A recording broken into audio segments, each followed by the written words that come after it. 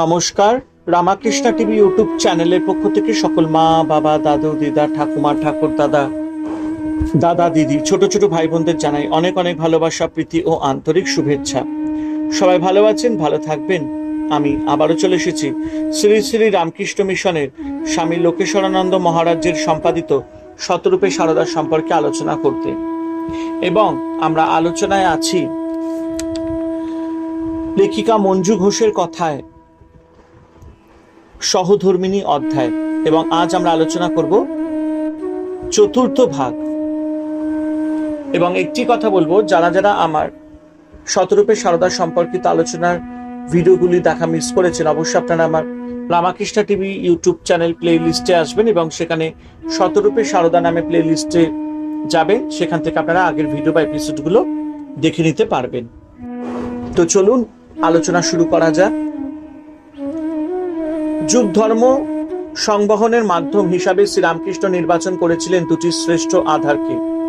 একজন হলেন সারদারূপী তার সহধর্মিণী, অন্যজন হলেন নরেন্দ্ররূপী তাদের দিব্য সন্তান। একজনের মধ্য দিয়ে প্রচার করলেন মাতৃভাব, আর একজনের মধ্য দিয়ে বেদান্তের অমৃত বার্তা। তাই দেখি শ্রীরামকৃষ্ণ ধর্মে কর্মে আচারে ব্যবহারে সারদা দেবীকে একদিকে যেমন আদর্শ নারী রূপে, অন্যদিকে অবতারের যোগ্য সহধর্মিণী রূপে গড়ে তোলার জন্য সর্বদা তৎপর। অষ্টাদশী ভার্যাকে ঠাকুর তার স্বভাব সুলভ মধুর ভাষায় কত শিক্ষায় না দিতেন, আর শ্রীমাও ছিলেন সেসবের উপযুক্ত গ্রহিত্রী। আশ্চর্য বক্তা কুশলহস্য লব্ধা। সহজ উপমা প্রয়োগ করে ঠাকুর বলতেন, চাঁদা মামা যেমন সকল শিশুর মামা, তেমনি ঈশ্বর সকলেরই আপনার। তাকে ডাকবার সকলেরই অধিকার আছে। যে ডাকবে তিনি তাকেই দেখা দিয়ে কৃতার্থ করবেন। তুমি ডাকো তো, তুমিও তার দেখা পাবে। শ্রীমা ভক্তদের কাছে বলেছেন, ঠাকুর ভগবানের বিষয় ছাড়া কোনো কথাই বলতেন না। আমাকে বলতেন, দেখেছ তো মানুষের দেহ কি, এই আছে এই নাই, আবার সংসারে এসে কত দুঃখ কত জ্বালা পায়। এক ভগবানের নিত্য সত্য, তাকে ডাকতে পারলেই ভালো, দেহ ধরলেই নানা উপসর্গ। দক্ষিণেশ্বরে প্রায় 1 বছর কাল স্ত্রীকে নিজের ঘরে নিজের পাশে রেখে পরস্পরের মনকে পুঙ্খানুপুঙ্খভাবে যাচাই করে শ্রীরামকৃষ্ণ যখন নিশ্চিতভাবে জেনে নিলেন সেখানে কোনো ভাবের ঘরে চুরি নেই, তখনই তিনি সারদা দেবীকে সাক্ষাৎ জগৎজননী জ্ঞানী দেবীর আসনে বসিয়ে বিবিধ উপচারে ষোড়শী পূজা করলেন এবং সারা জীবনের সাধনার ফল ও জপের মালা সেই দেবীর পাদপদ্মে সমর্পণ করলেন। 1280 সালের ফলহারিণী কালী পূজার দিনে মায়ের বয়স তখন 18 বছর। এই পূজা হয়। স্বামী শারদানন্দ পূজা ও পূজকের সে সময়কার অপরূপ ভাবতন্ময়তার বর্ণনা দিয়েছেন লীলা প্রসঙ্গে। বাহক জ্ঞান তিরোহিতা হইয়া শ্রীসীমা সমাধিস্থা হইলেন। ঠাকুরও অর্ধবাহ দশায় মন্ত্রোচ্চারণ করিতে করিতে সম্পূর্ণ সমাধিমগ্ন হইলেন। সমাধিস্থ পূজক সমাধিস্থা দেবীর সহিত আত্মস্বরূপে পূর্ণভাবে মিলিত ও একীভূত হইলেন। কতক্ষণ কাটিয়া গেল, নিশার দ্বিতীয় প্রহর বহুক্ষণ অতীত হইল। আত্মারাম ঠাকুরের এইবার বাহ সংজ্ঞার কিছু কিছু লক্ষণ দেখা গেল। পূর্বের ন্যায় অর্ধবাহ দশা প্রাপ্ত হইয়া তিনি এখন দেবীকে আত্মনিবেদন করিলেন। অনন্তর আপনার সহিত সাধনার ফল এবং জপের মালা প্রভৃতি সর্বস্ব শ্রী শ্রী দেবী পাদপদ্মে চিরকালের নির্মিত বিসর্জন পূর্বক মন্ত্রোচ্চারণ করিতে করিতে তাহাকে মানে শ্রীমাকে প্রণাম করিলেন। হে সর্বমঙ্গলের মঙ্গল স্বরূপে, হে সর্বকর্ম নিষ্পণকারিণী, হে শরণদায়িনী ত্রিনয়নী শিব গেহিনী গৌরী, হে নারায়ণী, তোমাকে প্রণাম করি। পূজা শেষ হইল। মূর্তিমতী বিদ্যারূপিণী মানবীর দেবালম্বনে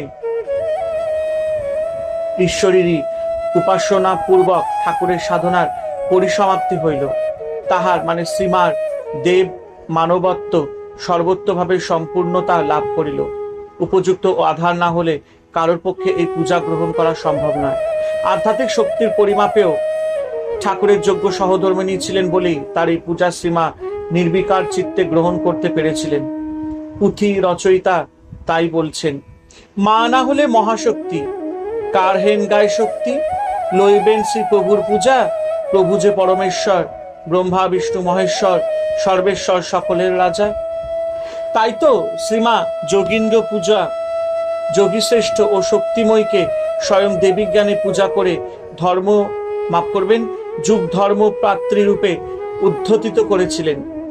এই ষোড়শী পূজার মাধ্যমে শ্রীরামকৃষ্ণের অভূতপূর্ব সাধনায় যে শুধু পূর্ণ হলো তাই নয়, সূচনা হলো আরেকটি অধ্যায়, যে অধ্যায়ের যুগাবতারের জীবনব্রতে সহধর্মিণী রূপে সক্রিয় ভূমিকা নেবেন শ্রীমা। ব্রহ্ম বান্ধব উপাধ্যায় বলেছেন, ষোড়শী পূজার পর রামকৃষ্ণচন্দ্রের ষোড়শকল চন্দ্রিকা ফুটিয়া ওঠে। ওই শোভা ইতিহাসে অতি দুর্লভ। অনেক অনেক সাধু মহাজন সহধর্মিণী ত্যাগ করিয়াছেন বটে, কিন্তু রামকৃষ্ণের ত্যাগ নয়, অঙ্গীকারের পরকাষ্ঠা। চন্দ্রমা ছাড়া যেমন চন্দ্রিকা থাকিতে পারে না, তেমনি মা লক্ষ্মী আমাদের। সেই ষোড়শী পূজার দিন হইতে রামকৃষ্ণ শশীকে বেষ্টন করিয়া চন্দ্রমণ্ডলিকার ন্যায় বিরাজ করিতে লাগিলেন। অন্য আর একদিক থেকেই এই ষোড়শী পূজা বিশেষ অর্থব্যঞ্জক ঘটনা।